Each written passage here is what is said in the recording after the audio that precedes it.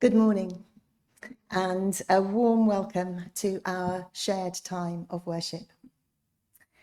Welcome to you all, however you are joining us today. Life is full of ups and downs, twists and turns, joys and concerns. Whatever you bring with you today, you are welcome just as you are. And a special welcome if you're joining us for the first time, either online, where I know there are some new people today, and also if you're joining us here for the first time. Hello, Jackie, lovely to see you in person rather than just in a box. We hope you enjoy your time with us. So let's begin, as is our custom, by lighting our chalice flame. And for those of you at home, if you'd like to join in lighting a candle with me, then please do.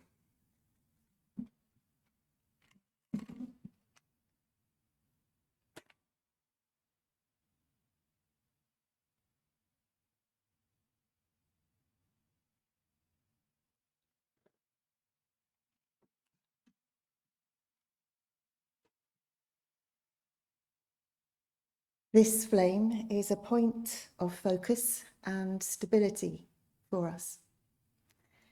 We light it each week, whatever is going on, whether that's in ourselves or in the world.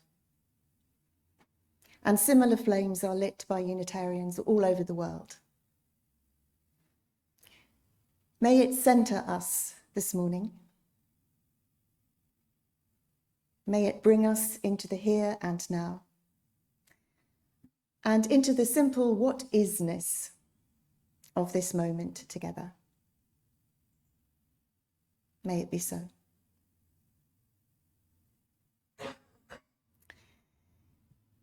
Now, you probably know that after today's service, we're going to do our first blended meeting. It's a meeting about the possibility of us becoming a charitable incorporated organization, or CIO for short. And I'm thinking of that as being part of what could make us a more sustainable community in the future. More contemporary, more engaged, more fit for purpose, perhaps. So the theme of this service is about building sustainable community. And I very much have us in mind, but not only us. But let's begin with a prayer. Spirit of life and love, we live in a crucible of change. It is a complex, uncertain, and often confusing place to be. There are many calls on us to do more, to do better, to think differently, to live more fairly, love more deeply, act more urgently. And we want to answer those calls and be the best we can be and do the best we can do for ourselves, for our families, for our communities, for the world. We desire to be part of the answer to the injustice and the suffering we see within us and all around us. We are frequently shocked and disturbed, frightened and frustrated, lost and alone.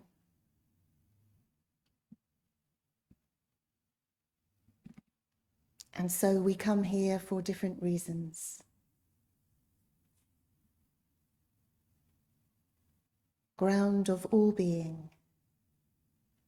Some of us are here to find something to hang on to in the storm, or to share our experiences of what it feels like to be us, to be seen and heard and valued, to find friendship and a sense of belonging.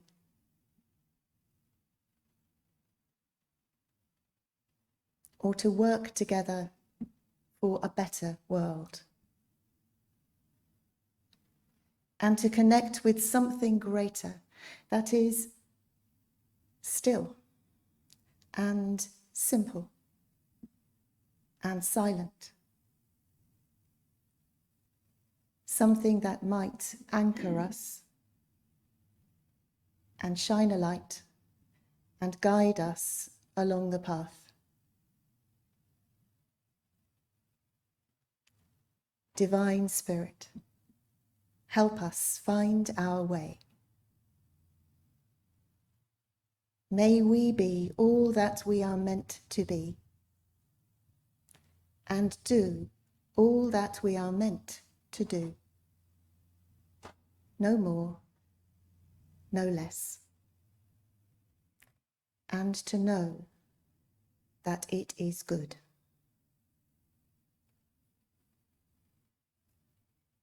Amen.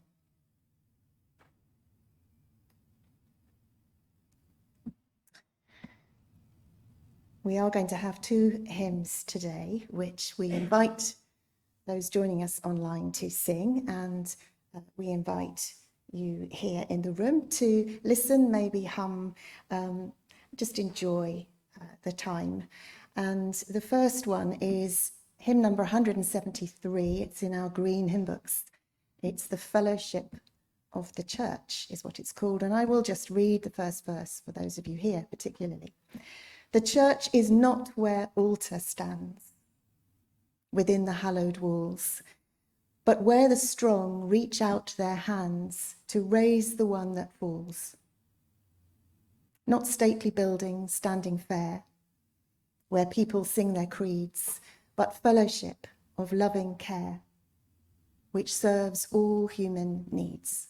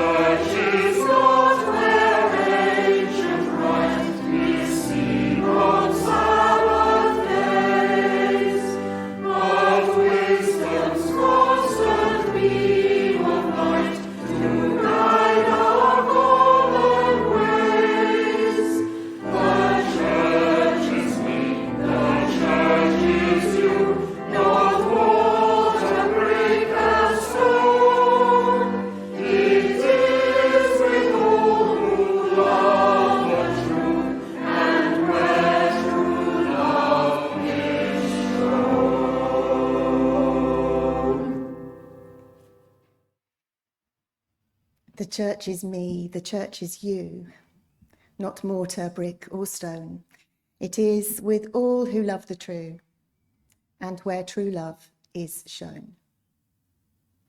Those words were by John Andrew Story, who used to be minister in Plymouth in the past. Now, in a moment, we're going to hear a story read for us by Nick. But before we do that, because we don't get the chance to just move as we normally would when we stand and sing, if you want to just take a moment to stretch, to stand, to wiggle your toes, whatever it is you'd like to do. Also, if you're online, you know, you're sitting in a fixed position, it's good to move your body. And Nick, if you're able to come and read, and if you will, remove your mask. Thank you.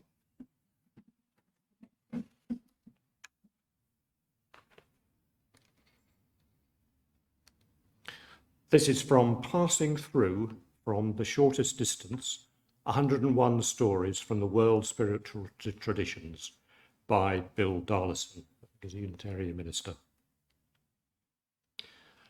A famous spiritual teacher begged an audience with the king and was shown into the palace. "What can I do for you?" asked the king. "I would like to spend the night here in this hotel," replied the teacher. "But this is not a hotel," said the king. "This is my palace. You can't stay here." "May I ask who owned this place before you?" "My father." "And where is your father now?" "He's dead." "Who owned the place before him?" "My grandfather." "And where is your grandfather now?" "He's dead." "So, this is a place in which people live for a while and then move on. How is it different from a hotel?"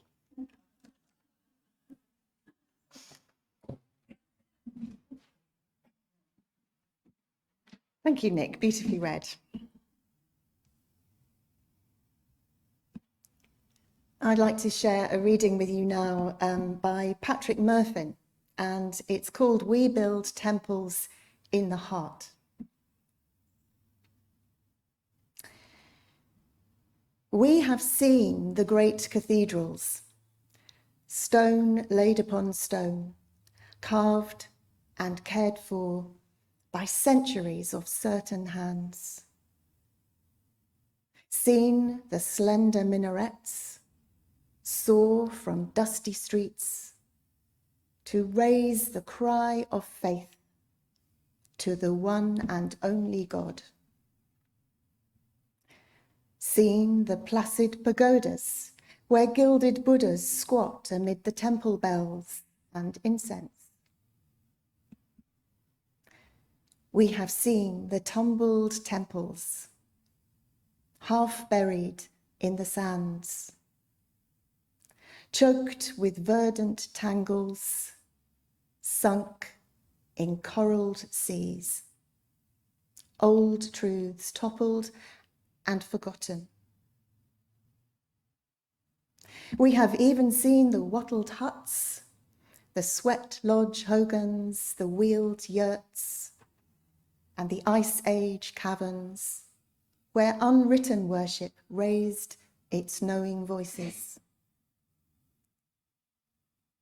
But here we build temples in our hearts. Side by side we gather. We mix the mortar of scattered dust of the Holy of Holies with the sacred water of the Ganges. Lay Moorish alabaster on the blocks of Angkor Wat and rough-hewn Stonehenge slabs. We plumb Doric columns for strength of reason, square them with stern Protestant planks, and illuminate all with the Chartres' jewelled windows and the brilliant lamps of science. Yes, we here build temples in our hearts. Side by side we come, scavenging the ages for wisdom, cobbling together as best we may the stones of 1,000 altars, levelling with doubt, framing with skepticism, measuring by logic, sinking firm foundations in the earth as we reach for the heavens. Here we build temples in our hearts, a temple for each heart, a village of temples, none shading another, connected by well-worn paths, built alike on sacred ground.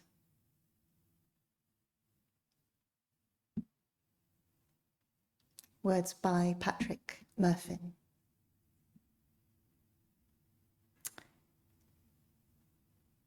So let's come now to a time of quiet and stillness, a time for your own reflection, meditation, prayer, contemplation. Simply to sit, look at the mural, look out of the window, whatever it is that helps you feel calm and settled and here in this moment. And after a little while, we'll listen to some music, which is called Rivers by Holl Morrell.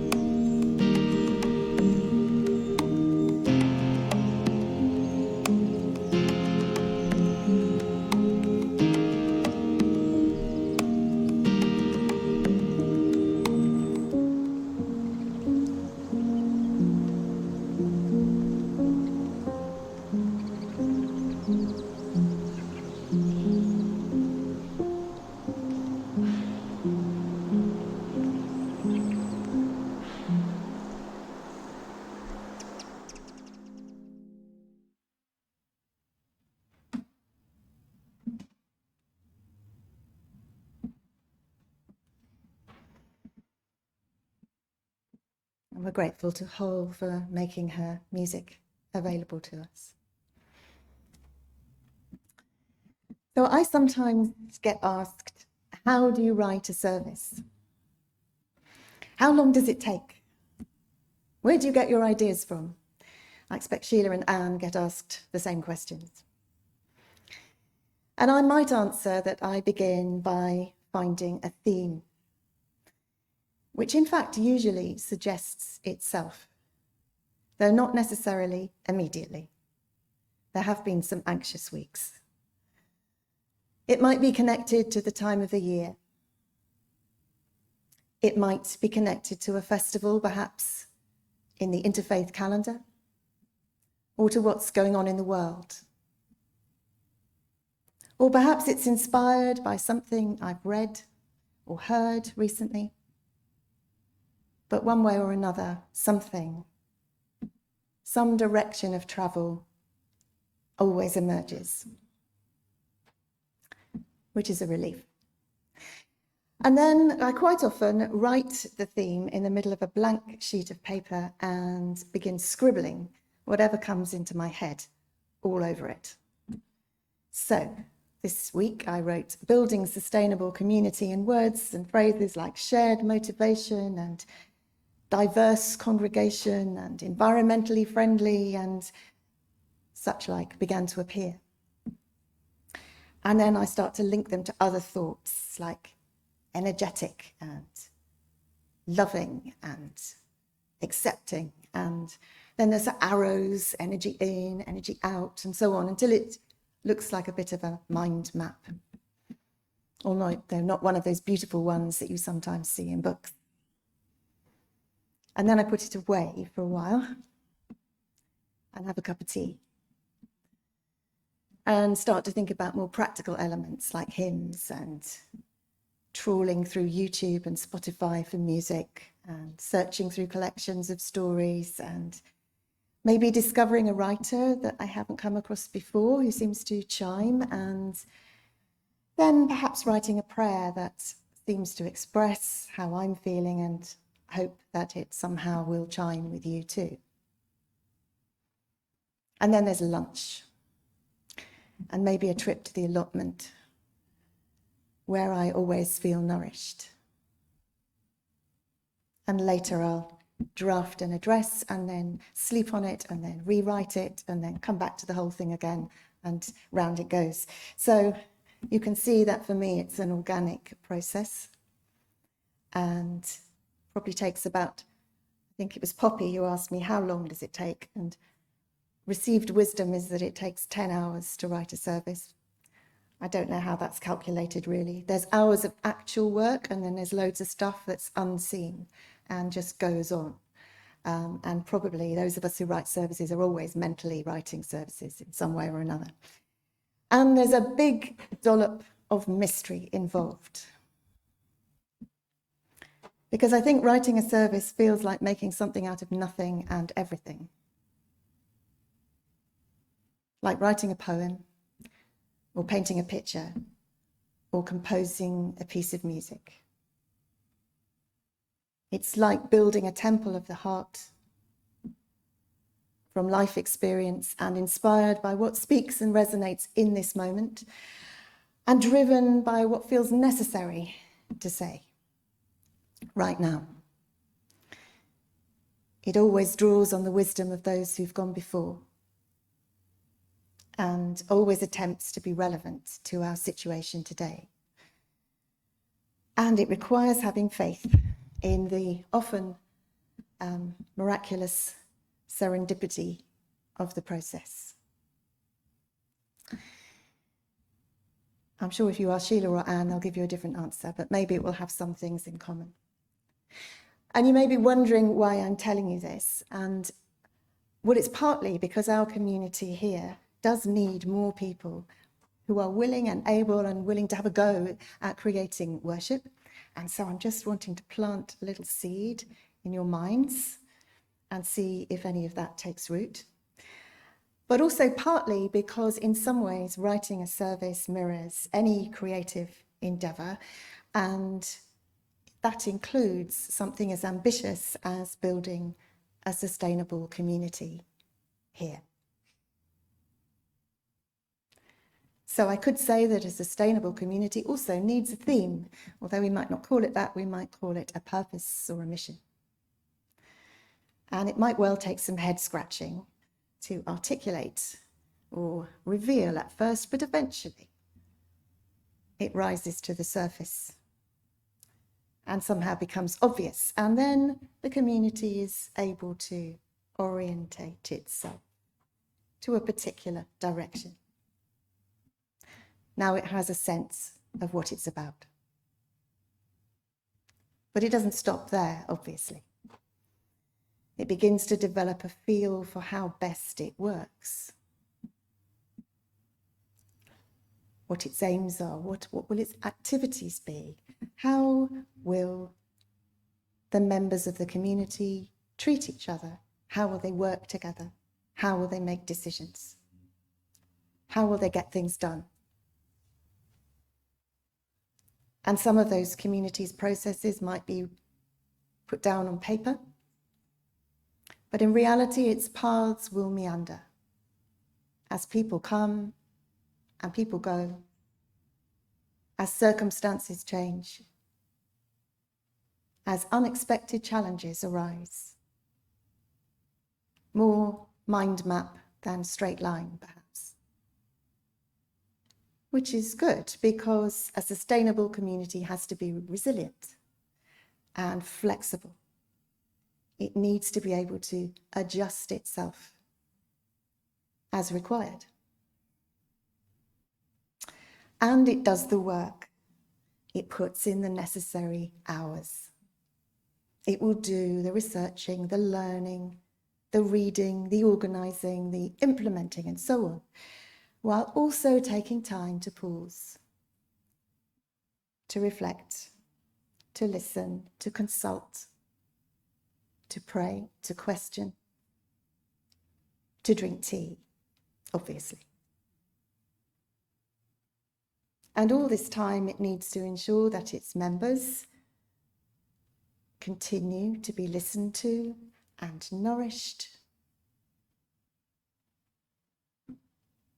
and cared for.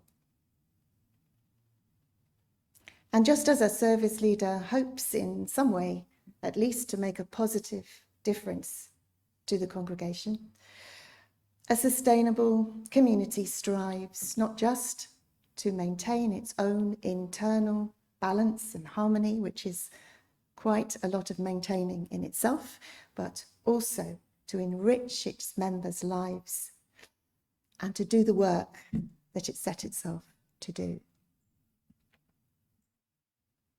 And then, like writing a service, running through it all is this strand, this ingredient of mystery that we might call trust or faith, that God or the universe will mysteriously, miraculously provide in one way or another what is needed.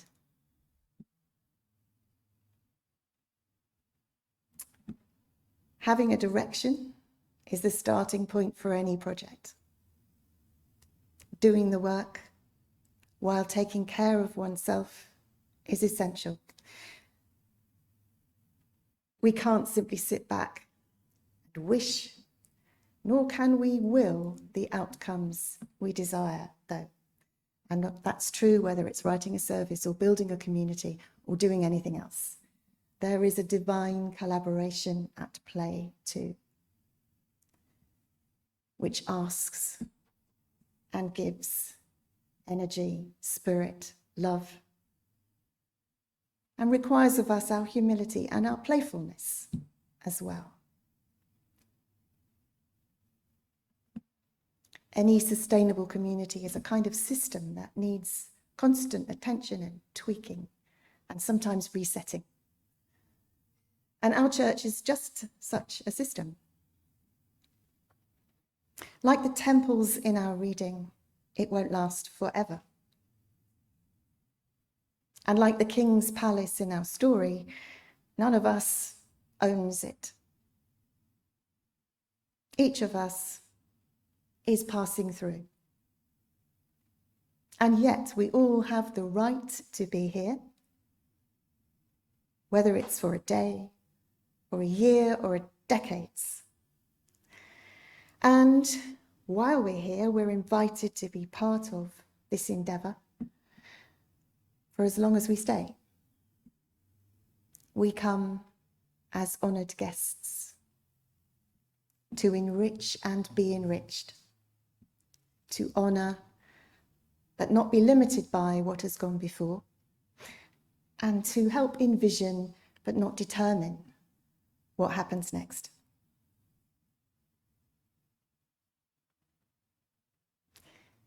This beloved community,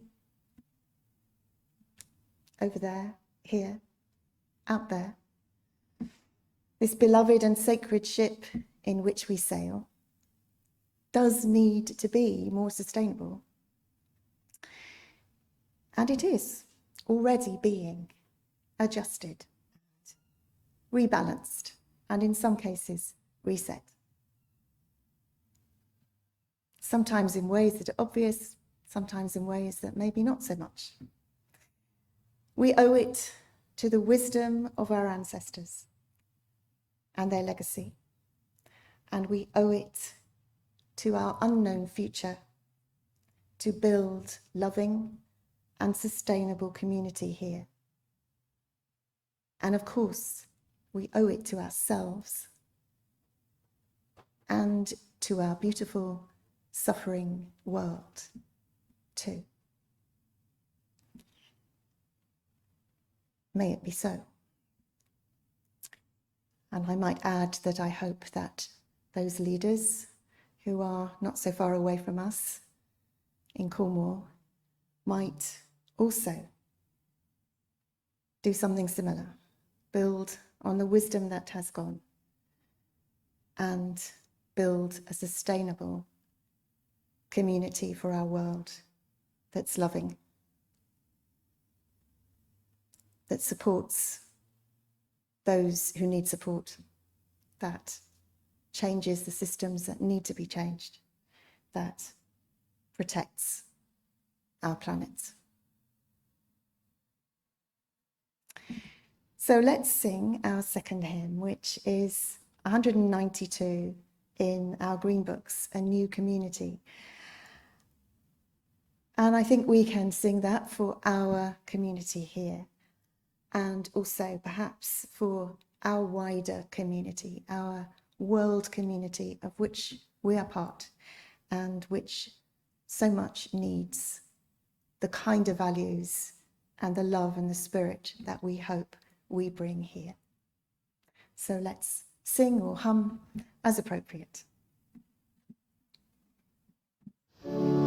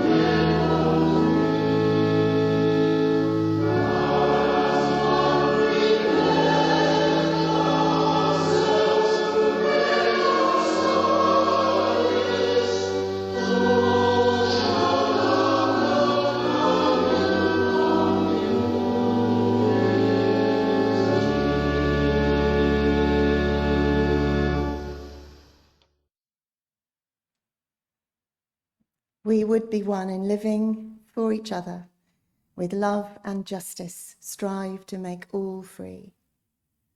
As one, we pledge ourselves to greater service, to show the world a new community. It's one of our older hymns. It's always been one of my favourites. I'd like to close with some words by Cliff Reed from his latest book.